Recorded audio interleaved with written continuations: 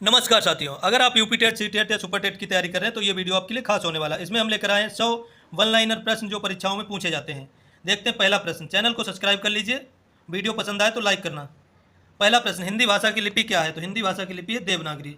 प्रश्न नंबर 2, अष्टछाप के कवि नहीं है नाभादास। नाभादास कृष्ण भक्ति शाखा के कवि नहीं हैं, और जितने भी अष्टछाप के कवि थे वो कृष्ण भक्ति शाखा के कवि थे, और सूरदास उसमें प्रमुख थे। नाभादास हैं राम भक्ति शाखा के कवि, जैसे तुलसीदास, अग्रदास, नाभादास, ये राम भक्ति शाखा के कवि होते हैं। उत्साह किस रस का स्थायी भाव है? तो उत्साह वीर रस का स्थायी भाव है। कामायनी के रचनाकार कौन है? तो कामायनी के रचनाकार है जयशंकर प्रसाद। कवितावली के रचनाकार कौन है? तो तुलसीदास है कवितावली के रचनाकार। भूषण किस काल के कवि है? तो भूषण रीतिकाल के कवि हैं। विनय पत्रिका की भाषा क्या है? तो विनय पत्रिका की भाषा ब्रज भाषा।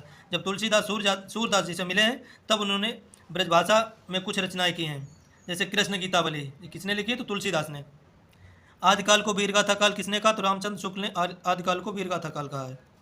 सत्यार्थ प्रकाश के लेखक हैं दयानंद सरस्वती। यथाशक्ति में कौन सा समास है? तो इसमें होता है अव्ययी भाव समास। अलंकार में किस उपसर्ग का प्रयोग है? तो इसमें अलम उपसर्ग का प्रयोग है। पवन का संधि विच्छेद होगा पो प्लस अन बराबर पवन। व्युत्पत्ति के आधार पर संज्ञा के भेद कितने हैं? तो संज्ञा के 3 भेद हैं व्युत्पत्ति के आधार पर। आधुनिक काल का जनक किसे कहा जाता है? तो आधुनिक काल का जनक भारतेंदु हरिश्चंद्र को कहा जाता है। हिंदी दिवस कब मनाया जाता है? 14 सितंबर को हिंदी दिवस मनाया जाता है। वर्ण कितने प्रकार के होते हैं? तो 2 प्रकार के वर्ण होते हैं, स्वर और व्यंजन। का वर्ग का उच्चारण स्थान होता है कंठ। अकुह विसर्जनीय नाम कंठा सूत्र के अंतर्गत आता है। यार अलावा कैसे व्यंजन है? तो ये अंतस्थ व्यंजन है। सा हा ये कैसे है? तो ऊष्म व्यंजन है। संयुक्त व्यंजन किसे कहते हैं? कितने होते हैं? तो 4 होते हैं मुख्य रूप से, और भी बनाए जा सकते हैं, लेकिन वर्णमाला में अभी तक 4 को स्थान दिया गया। छात्रा ज्ञा स्रा 2 व्यंजनों के योग से बनते हैं। अपादान कारक की विभक्ति क्या है? तो अपादान कारक की विभक्ति होती है पंचमी, और इसका चिन्ह है से। पवित्र का संधि विच्छेद है पो प्लस इत्र बराबर पवित्र। नयन का संधि विच्छेद होगा ने प्लस अन बराबर नयन। शुद्ध वर्तनी अंतर्राष्ट्रीय, ये अभी 2 जुलाई वाले पेपर में ये आया था अंतर्राष्ट्रीय। तो कैसे लिखा जाता? आ आधा ना और ता, रा के ऊपर एक रा, डंडा रा में, फिर आधा सा, फिर टा, फिर आधा रा, फिर बड़ी की मात्रा, फिर या अंतर्राष्ट्रीय। तो इसको ध्यान से देख लीजिए, कई बार परीक्षाओं में पूछा जाता है। लंबोदर में कौन सा समास है? तो लंबोदर में बहुब्रीहि समास है। समास है लंब उदरम यस्य सा। चौराहा में कौन सा समास है? तो द्विगु समास है, संख्यावाची पद है पहला। राजपुत्र में कौन सा समास है? तत्पुरुष समास है, राजा का पुत्र। माता पिता में कौन सा समास है? तो उसमें द्वंद्व समास हो जाता है, माता और पिता। तरणी का पर्यायवाची है सूर्य, और अगर पूछा जाए तरणी तो हो जाता है नौका। आमिष का विलोम है निरामिष या फिर सामिष। परिमल के रचनाकार कौन है? तो सूर्यकांत त्रिपाठी निराला ने लिखा है परिमल। चिदम्बरा किसकी कृति है? तो सुमित्रा नंदन पंत की कृति है चिदम्बरा। यामा किसकी प्रसिद्ध रचना है? तो महादेवी वर्मा की। गोदान के लेखक मुंशी प्रेमचंद। पृथ्वीराज रासो किसकी रचना है? तो चंद्रवरदाई की। साकेत के रचनाकार है मैथिली चरण गुप्त। रस के कितने अंग होते हैं? 4 अंग होते हैं। श्रृंगार रस का स्थायी भाव रति है। शांत रस का स्थायी भाव निर्भेद। चौपाई के प्रत्येक चरण में 16 मात्राएं होती हैं। दोहा के प्रथम चरण में कितनी मात्राएं होती हैं? 13, और तृतीय चरण में भी 13 मात्राएं होती हैं। दूसरे और चौथे में 11-11। सोरठा किसका उल्टा होता है? तो दोहा का उल्टा सोरठा होता है। अलंकार के मुख्य कितने भेद हैं? तो 2 भेद हैं, शब्द अलंकार, अर्थ अलंकार। कनक कनकते सौगुनी में अलंकार है यमक अलंकार। चरण कमल बंधव हरिराय में अलंकार है रूपक अलंकार। रहीमन पानी राखी है बिन पानी सब सून में श्लेष अलंकार है पानी शब्द में। आँखों का तारा मुहावरे का अर्थ है बहुत बहुत प्यारा होना। ईद का चांद होना बहुत दिनों के बाद दिखाई देना या फिर कभी कभी दिखाई देना। अधगल गगरी छलकत जाए, कम ज्ञान दिखावा अधिक। हाथ कंगन को आरसी और पढ़े लिखे को फारसी। हाथ कंगन को आरसी क्या और पढ़े लिखे को फारसी क्या? तो प्रत्यक्ष को प्रमाण की जरूरत नहीं, इसका अर्थ होता है। तद्भव शब्द का उदाहरण दीजिए। तो आग तद्भव है और इसका तत्सम है अग्नि। तत्सम शब्द का एक उदाहरण, तो सूर्य तत्सम है और इसका तद्भव होता है सूरज।